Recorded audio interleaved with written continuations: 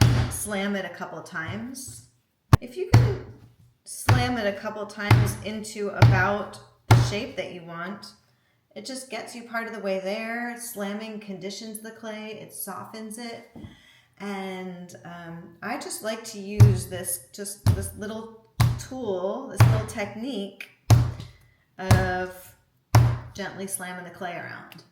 Okay, now, generally, we're going to start with the ram's head. The ram's head is the symmetrical way of wedging. So, first of all, I've got my feet open. Either they're front and back, side to side, or the other side front and back. I'm just going to start here. I'm bringing my arms in. My elbows are coming in front of me. My upper arm bones are grounded into my rib cage. I'm going to bring the heels of my hands here together. So heels of my hands are together and they're on the top of the clay right here in front of me. So this is like 6 o'clock. Here's 12 o'clock. So I first connect to my hara, deep in my belly. This is kind of like making a J. I go down and out just a little bit, and then I'm going to pull it back towards me. Okay? So let's do that again. Heels of the thumbs together. What do you call that part? I don't know. The part of your palm that's underneath your thumbs together, and I'm going to push. I'm kind of aiming for the center.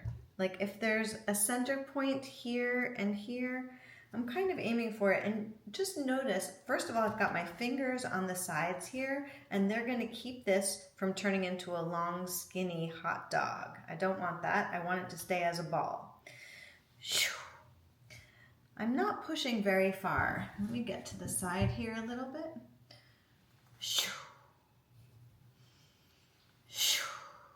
Okay, so from my hara, my arms in, and what I do is I'm just leaning forward. I'll air wedge here for a sec. I'm just leaning forward and my upper body is translating my weight from my elbow, through my wrists into the clay. Okay?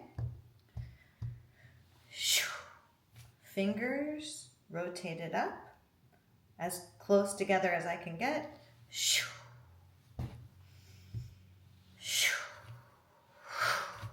You can breathe a little more naturally. Remember to keep your hands on the side, containing it. And then find a rhythm. I'm shifting my weight from my back foot into my front foot. And I'm really thinking about my hands moving into the center of this mound of clay. Okay, now after a while, the ram's head gets very tiring. So let's just say we're done. Let's just say we're done. I don't really like doing the ram's head by itself. It doesn't feel great on my body. Body comfortable, I'm done.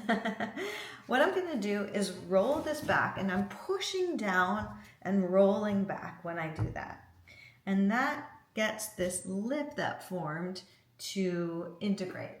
Now I'm gonna take my dominant hand, that was this side, my dominant hand, and I'm gonna pick it up, and that becomes the top. I slam it, and then if this is turning on the wheel, let's highlight this lip that was there. That's the spiral. When it comes around, I'm going to be compressing this into the mound, okay? So that's how my spiral is set up to help me. If I were to make my non-dominant hand the top, then when I compress here, it would be basically unwrapping this. So I'd be going against the work that I just did. Okay, that's why dominant hand side is the top of the clay. Okay, now we're gonna do it again, and we're gonna learn spiral wedging. Spiral wedging, the way that I do it, I start off with the ram's head. So let's do that again. Start off with the ram's head, pushing into the center of the clay. You want it to kind of look like this, these layers. And now, here's how to start spiral wedging. We're going to fan dominant hand. We're going to use the fingers of the other hand to tilt this up so it comes up onto the lip, right? So here it's lying flat, here it's up onto the lip, and then we're going to give it a 45-degree angle turn. So instead of the ram's head pointing to 3 o'clock and 9 o'clock, now it points to 2 o'clock and 8 o'clock, or 10 o'clock and 4 o'clock, depending on which hand your dominant is. Okay, so here we are. Same thing. So that's the symmetrical push. Fan, here's the asymmetry. We turn it up and give it a little angle. Let's call that, I'm not sure how many degrees that is, but fan, pull and twist. See how there's the minimum contact with the wedging table. Every time I pull it up, there's minimum contact. Not like this, not laying partly down, but as little of the clay as possible onto the wedging table. Down and in, fan, pull. Fan, pull, fan, pull, fan, pull. Okay, that's the slow motion. And then when you get into a rhythm. Now I automatically cross my fingers. We'll see this as we get onto the wheel, that it's great to turn your hands into a tool. What we're doing is we're becoming stable. We create a tool always out of our hands, where the hands connect to each other, the arms connect to our body, and we become a tool. And it's the same thing here. My fingers cross, so my hands are in communication with each other. So it becomes a little bit more of a dance as the rhythm of it. Once you get the feel of it, you don't have to think push, fan, pull, push, fan, pull. It just can happen. Push, fan, pull, push, fan, pull. Okay, so when you feel like it's been enough of that, we're gonna do the same exact thing. We're gonna roll it back while pressing in, and then give it a flat bottom.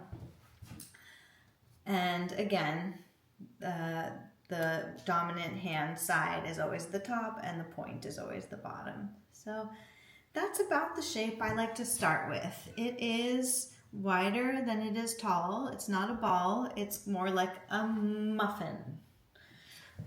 It's like a flat-ish muffin.